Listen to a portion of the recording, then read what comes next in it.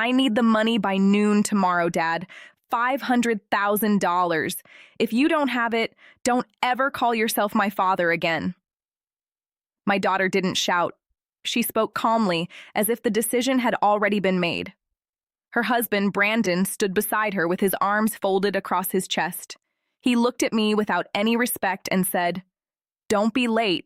The people waiting for that money won't give us another chance." I looked at both of them for a few seconds. Then I smiled and quietly answered, "Okay." Neither of them noticed how peaceful I looked.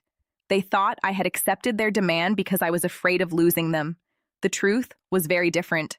I had already made the biggest decision of my life. 4 hours later, I locked my front door for the last time. At exactly noon the next day, Emily and Brandon drove to my house expecting a bank transfer. Instead, they found a small cardboard box sitting neatly on the front porch. Emily picked it up with a smile, believing the money or the bank documents were inside.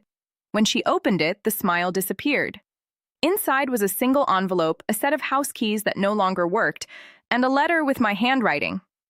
Her hands began to shake as she unfolded the paper. "If you are reading this," the letter began, "then you arrived exactly when I expected. For years, every conversation between us ended with another request for money. Every promise that it would be the last time turned into another emergency. I finally realized that I wasn't helping you build a better life. I was only paying for the same mistakes again and again."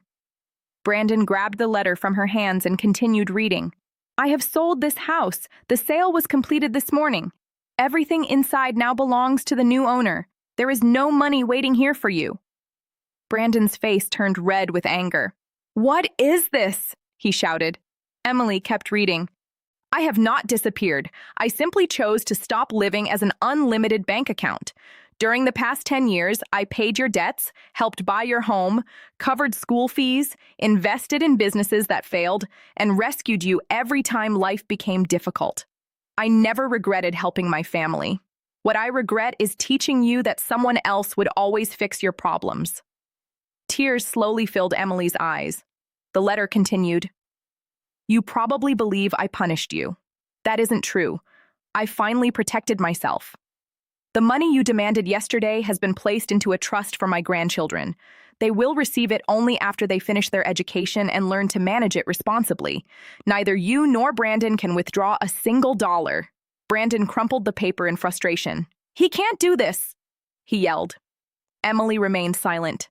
For the first time in years, she wasn't thinking about the money. She was thinking about every birthday her father attended, every school event he never missed, every Christmas gift, every family vacation, and every sacrifice she had accepted without saying thank you. The final lines of the letter were short. "I will always love you because you are my daughter. But love is not the same as unlimited financial support. When you are ready to visit me simply because you miss your father, not because you need my money, you will know where to find me." Emily folded the letter carefully. For the first time, she understood that the greatest thing she had lost was never the $500,000. It was the trust of the only man who had spent his entire life putting her first. One Friday afternoon, after the dealership had closed for the day, Robert asked Emily to come into his office. It was the very same office where she had once spent countless afternoons after school, quietly finishing her homework while he completed paperwork at his desk. The room seemed smaller than she remembered from those childhood days, yet it somehow felt warmer, more welcoming, and filled with memories that neither of them had forgotten. Robert gently placed a thin folder on the desk in front of her. Emily looked at it with a nervous smile and let out a small laugh. "Please tell me this isn't another test," she said with a playful but uncertain voice. Robert smiled and laughed softly. "No," he replied. "You've already passed the one that truly mattered." Emily slowly opened the folder. Inside was a new employment agreement officially naming her the general manager of the dealership she had worked so hard to rebuild over the past 12 months. Along with the new position, the documents also included a small ownership share in the business. The agreement clearly explained that her ownership would grow over time only if the dealership continued to succeed through strong performance, smart leadership, and steady results, not simply because she was Robert's daughter. Emily carefully read every page before reaching the final one. She paused, closed the folder slowly, and looked up at her father with tears beginning to fill her eyes. "Dad," she said quietly, "this means everything to me." Robert gently shook his head and gave her a warm smile. "No," he answered softly. "What really means everything is that this time you earned every bit of it." For a moment, Emily couldn't find the right words. She simply walked around the desk and wrapped her arms around her father. This time, Robert hugged her back immediately, without the hesitation that had once stood between them. Neither of them spoke another word because there was nothing left that needed to be said. The silence itself carried more meaning than any conversation could have. They both understood something that had taken them a long time to learn. Trust had not returned simply because enough time had passed. It had returned because both of them had made different choices, accepted difficult truths, and worked hard to rebuild what had once been broken. Over the following months, the dealership continued to grow stronger than ever before.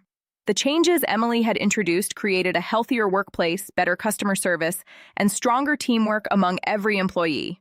Staff members felt respected, customers noticed the difference, and the business continued to improve with each passing season. By the end of the year, the dealership celebrated its most successful financial year in more than a decade. It wasn't just about higher profits or better sales numbers. It was about the people who worked there feeling proud of what they had built together. During the annual company picnic, employees brought their spouses, children, and families to celebrate the year's success. There was laughter, music, good food, and conversations that reminded everyone they were part of something much bigger than just a workplace. Customers who attended the event greeted Emily by name, thanking her for the honesty, kindness, and professionalism she had brought back to the business. Many longtime customers admitted they had started recommending the dealership to friends again because they trusted the people working there. Watching everything from a short distance, Robert couldn't stop smiling. For the first time in many years, he finally allowed himself to truly retire. He no longer worried about what would happen to the dealership after he stepped away.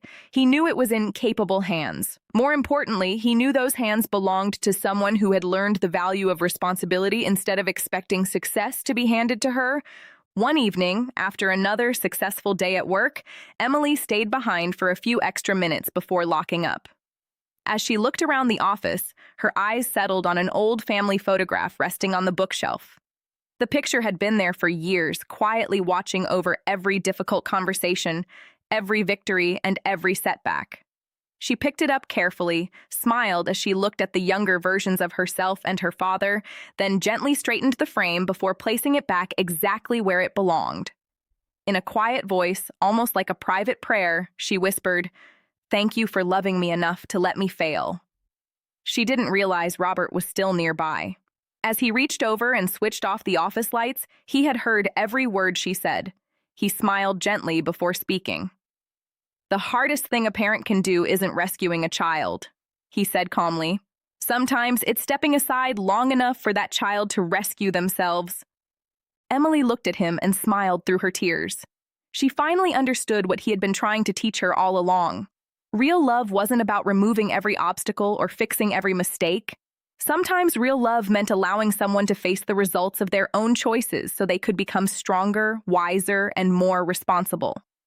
Together, they walked toward the front entrance.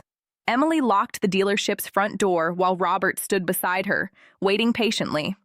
They walked to the parking lot side by side, not as a father carrying his daughter's problems or trying to protect her from every challenge, but as two adults who had found each other again through honesty, accountability, forgiveness, and mutual respect. The road that had brought them back together had not been easy. It had included disappointment, painful lessons, difficult conversations, and moments when both of them questioned whether their relationship could ever truly heal. But every challenge had helped rebuild something far stronger than what they had lost. Their bond was no longer based on dependence or expectations. It was built on trust that had been earned one decision at a time. Some families are torn apart because of money. Others slowly lose their connection because wealth begins to replace honesty. But some families discover that true healing begins only when money stops hiding the truth, and people finally become willing to face reality with open hearts. In the end, love becomes stronger when it is supported by responsibility, respect, and forgiveness instead of entitlement or fear. If you enjoyed this story, please subscribe to the channel for more powerful family dramas filled with emotional moments, meaningful lessons, and unforgettable endings. Your support helps us continue bringing you stories that touch the heart and inspire thoughtful conversations. Now, we'd really love to hear your opinion. Where do you think the line should be between helping the people you love and allowing them to face the consequences of their own choices? Is there a moment when protecting someone actually prevents them from growing? Share your thoughts and experiences in the comments below. We'd be happy to read what you think and continue the conversation with you.